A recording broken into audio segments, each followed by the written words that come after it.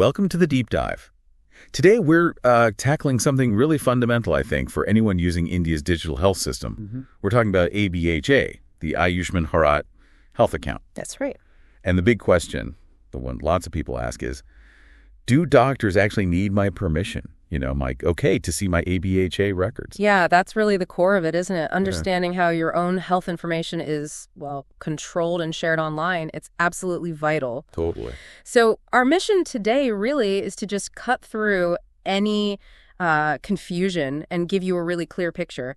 How does consent actually work with ABHA? Exactly. Because, when you hear about linking all your health records together, you immediately think, hang on a second, who gets to see all that? It's a natural first thought. Does just having this ABHA number mean any doctor I walk into can suddenly pull up my entire medical past? It raises privacy questions straight away. It's a completely understandable concern. And look, the first thing to say right up front is that patient control is really the foundation of this whole system. Just having an ABHA number does not automatically mean, open access for doctors to your complete history. No. Right. The main principle, and our sources back this up, is that sharing your health data is secure. And importantly, it's driven by your consent. Okay, let's sort of dig into that a bit then. Yeah. It's not like, signing up for some website where suddenly everything's out there. How does it work day to day? Say, I go to a doctor. Right. Well, the key thing is you, the patient, you're the one holding the keys, basically. Only you can decide to share your health records with doctors or hospitals using these digital systems. So I have to do something. Yes. It requires your clear, explicit consent. Every single time. Your digital health records, they just won't be shared without you actively saying yes. That's actually quite reassuring. Puts my mind at ease a bit, knowing it's not just happening automatically. But is this consent like an all-or-nothing thing? If I say yes once to a doctor, do they then see everything linked to my ABHA forever?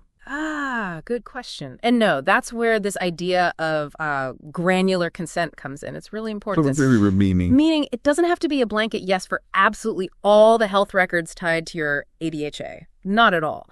You actually have the option, the choice to consent to sharing only specific health records. You tailor it. Oh, I see. So it's not just one big on switch. Yeah. I can control which bits of information get shared. Exactly. So even if I've got years of history linked up through ABHA, if I give consent to a new spec list, they don't automatically get to see, every prescription I've ever had. Precisely.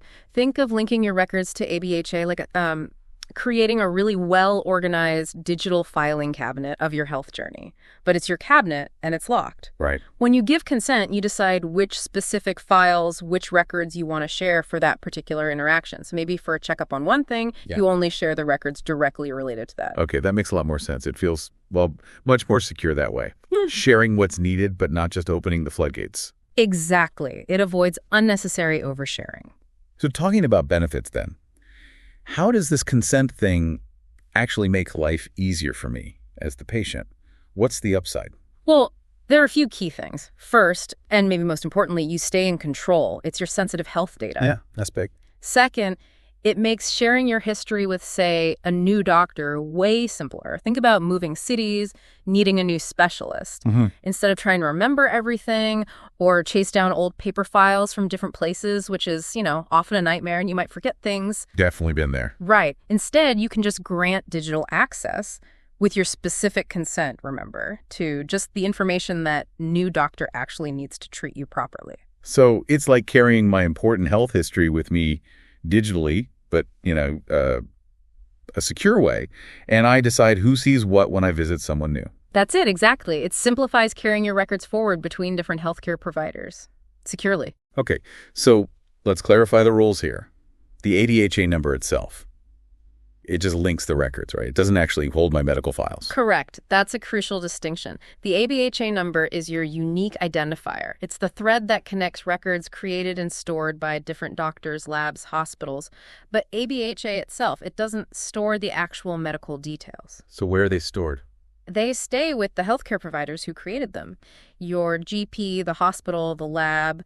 What the ABDM, the Ayushman Heart Digital Mission, does is provide the the secure digital pathways, the infrastructure for exchanging this data after you've given your consent to a specific provider. Okay, I think I've got it. So maybe an analogy helps.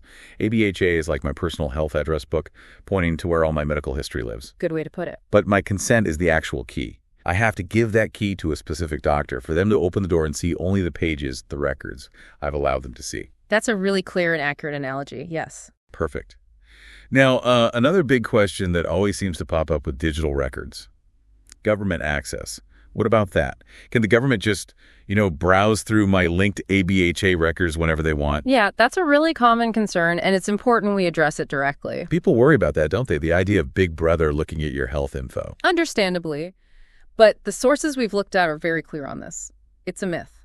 The government will not have direct uncontrolled access to your individual health records just because they're linked via ABHA. Okay, that's definite then. Yes. Remember, the records stay with the healthcare providers. Now, there are discussions, future plans about using anonymized data stripped of personal identifiers and aggregated data, so like large pools of information for public health purposes. Things like spotting disease trends or planning health policies. But that's not my individual record. No. And even that will only happen after, proper consultation and with really strict rules to protect privacy. Critically, your specific identifiable health records won't be accessed by the government without your explicit consent for a very specific reason. Right. That difference between individual data and sort of anonymized public health data is key. That definitely helps build trust, I think. Absolutely. And it all comes back to that foundational point.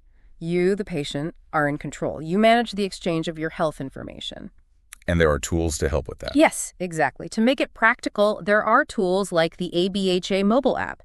These let you easily see your linked records and, crucially, manage this consent process digitally, giving permission, seeing who has access, maybe even revoking it. Okay, so let's try and wrap this up. The main takeaway for everyone listening today seems pretty clear.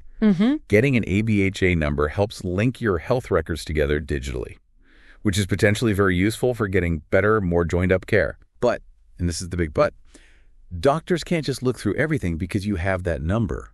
You're in control. You have to give explicit consent, often granular consent, for specific records to be shared with a specific provider for a specific purpose. That's the essence of it. It's designed to enable that seamless access when you need it and authorize it while keeping your privacy and your autonomy firmly protected through this consent mechanism. It's about empowering the patient, really. That's the goal. Well, thank you. That was a really important deep dive into probably one of the most critical parts of these new digital health systems. Understanding consent is just fundamental, isn't it? It really is foundational. So here's something for you, our listeners, to think about after we finish. As this whole system of patient-controlled data sharing evolves, what other protections or maybe new features could make it even better? How else could we build trust and make people feel even more empowered managing their health data digitally? Definitely something worth mulling over. Good question to leave people with. Thanks for diving deep with us today.